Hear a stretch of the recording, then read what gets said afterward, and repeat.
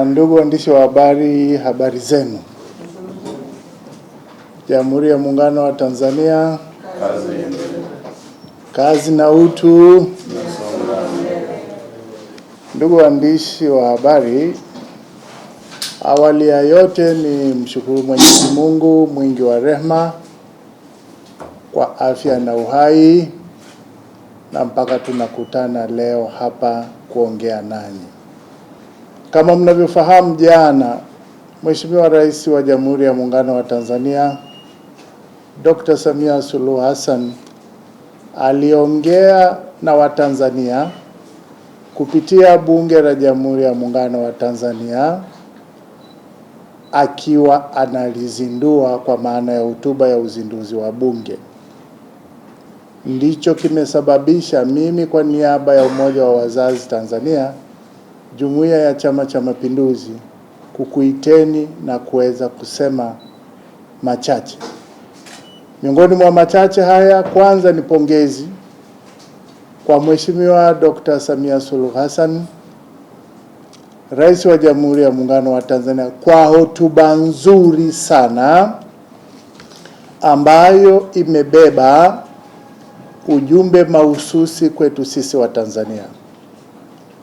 Hotuba ile imezungumza mambo kadhaa kwa urefu, lakini kwa uchache mimi nina single out mawili kama sio matatu.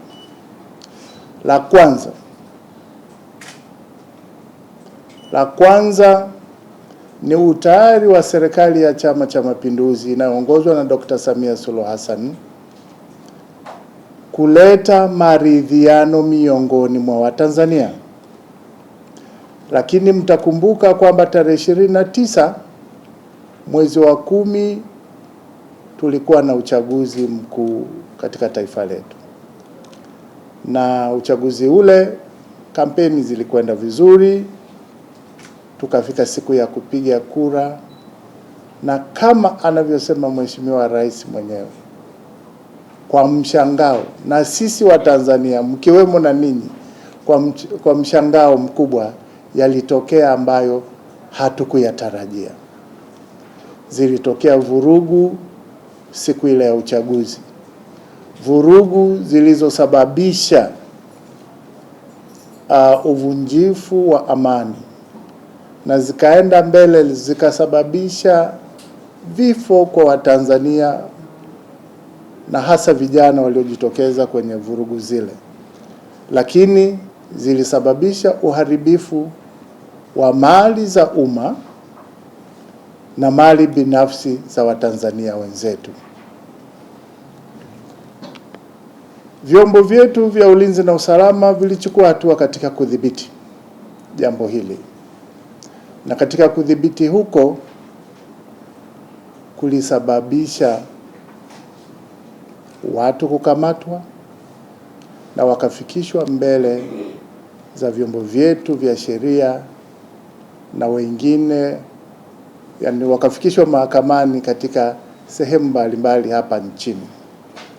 Kufuatia hilo, sisi sote tumemsikia Mheshimiwa Rais kama kiongozi, kama mzazi, kama mlezi, kama mfariji mkuu, miongoni mwa sifa mbalimbali alizonazo kama rais wa nchi yetu, ametoa wito kwa vyombo vya ulinzi na usalama vihakikishe kwamba vinachuja kulingana na uzito wa kosa ambalo watuhumiwa wameshiriki hadi kukamatwa, na waachiwe huru. Sisi kama wazazi, sisi Umoja wa Wazazi Tanzania wenye dhamana ya malezi, tumelipokea hili kwa mtazamo chanya, na tunampongeza Mheshimiwa Rais na Amiri Jeshi Mkuu kwa hatua hii ambayo ameichukua. Ameichukua kama mama, ameichukua kama mlezi, Lakini kubwa hapa kuna lugha, nikitumia hii lugha kwamba with a motherly heart, kwa moyo wa kimama, kuhakikisha kwamba analitibu taifa na hasa kwa vijana wetu, kwamba mtoto akinyea mkono huo usafishwa na haukatwi.